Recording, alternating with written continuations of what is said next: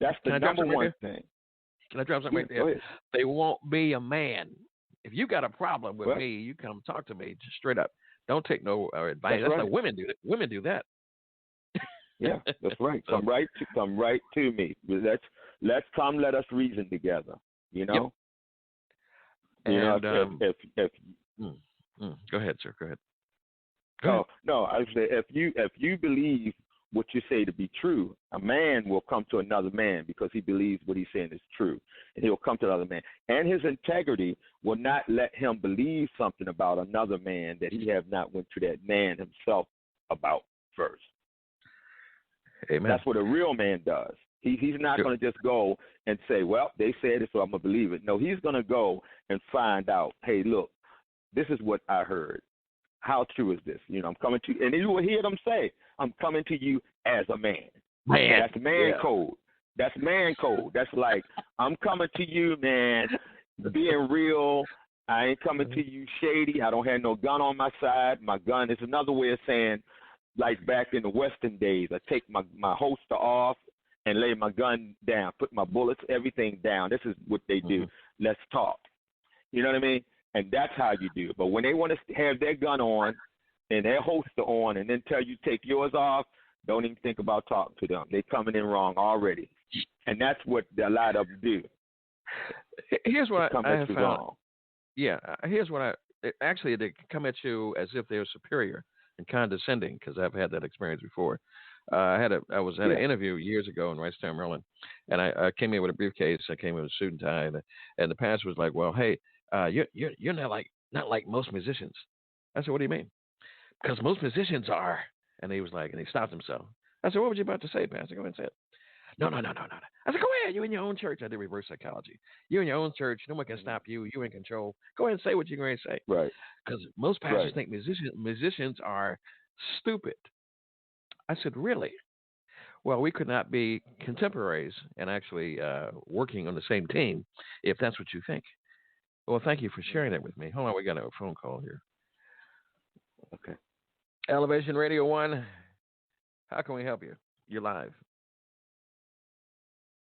You're live on radio. Hi, this is Coco the Butterfly. Good afternoon. I'm just calling in to listen in.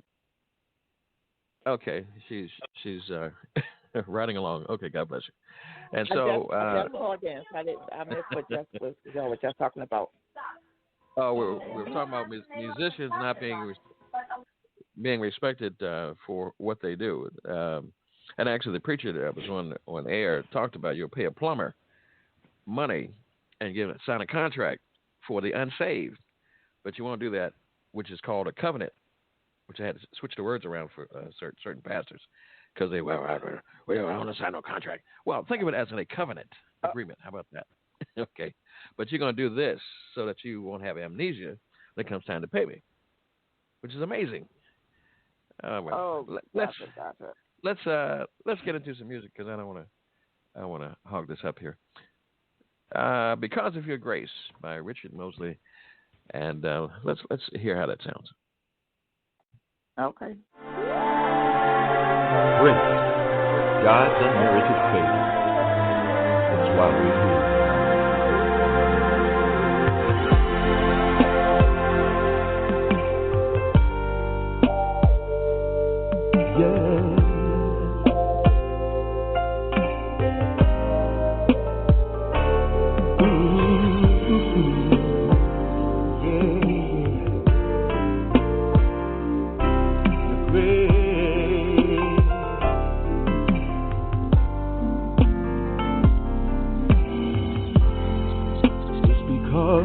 Of the grace that I am here,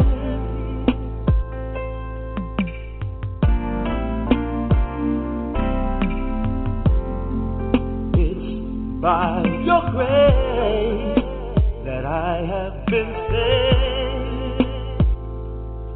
Whoa,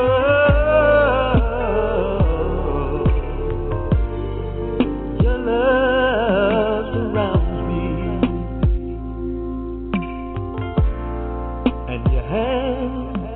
protect me, it's because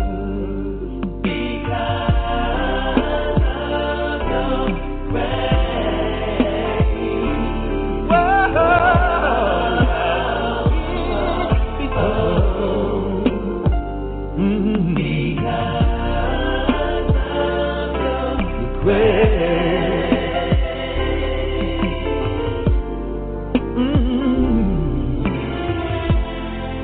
It's because of your grace that I can love my enemies. Yeah. It's your grace that helps me give to the poor and feed the hungry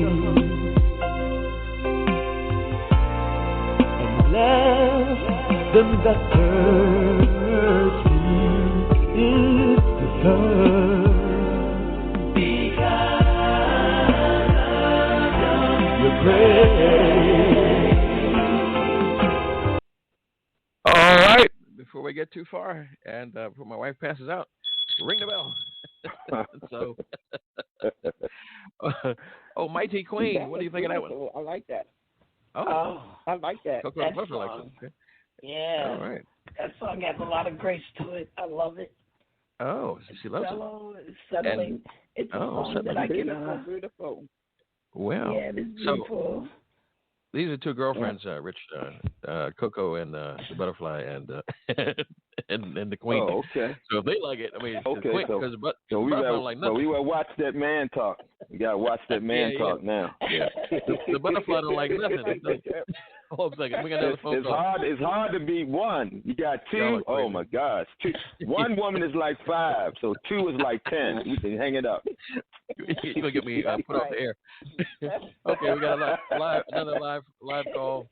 You're live on radio. How can we help you? Yes, hello.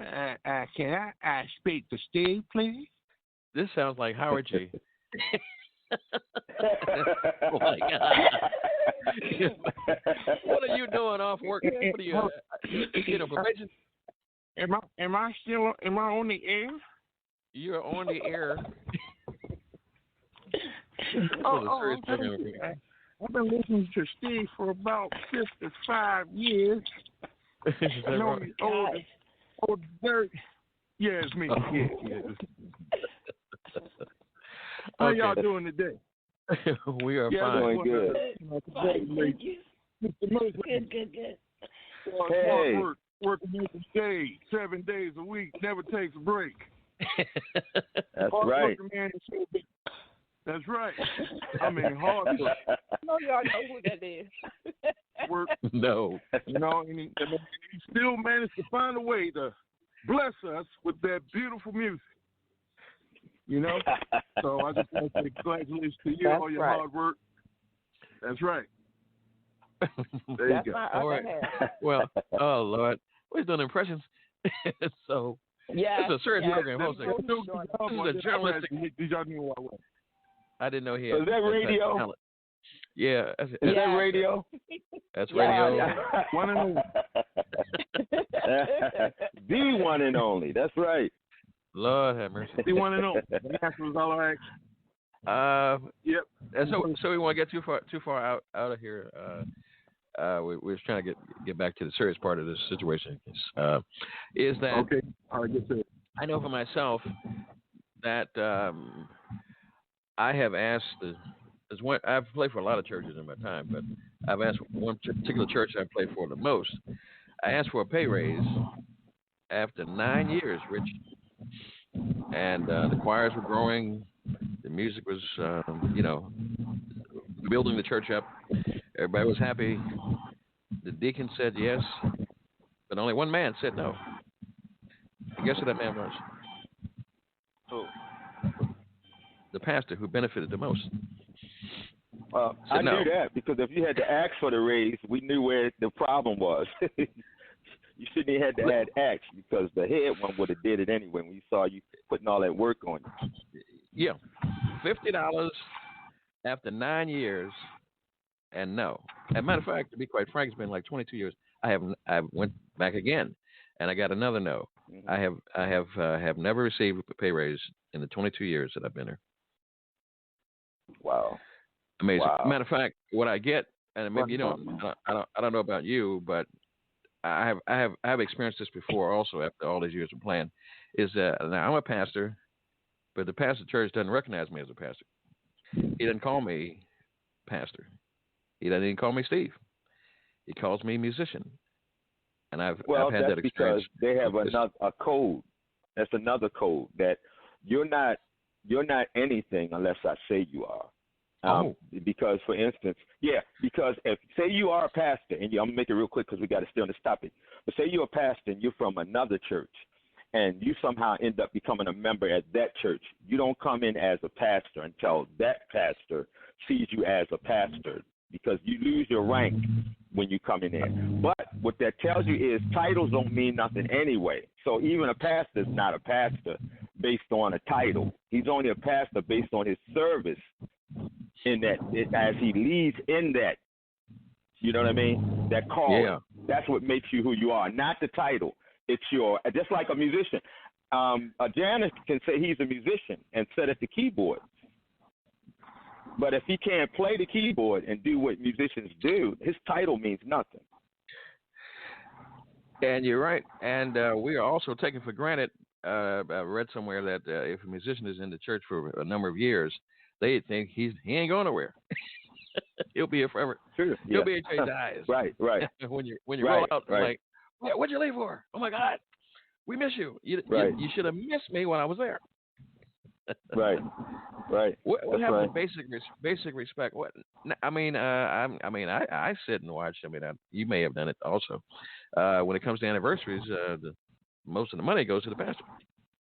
Mm-hmm. I'm not getting nothing. Well, it's one thing that I noticed too. You know how pastors get the certain days, birthday offerings, the church anniversary offerings. You name all of those, right?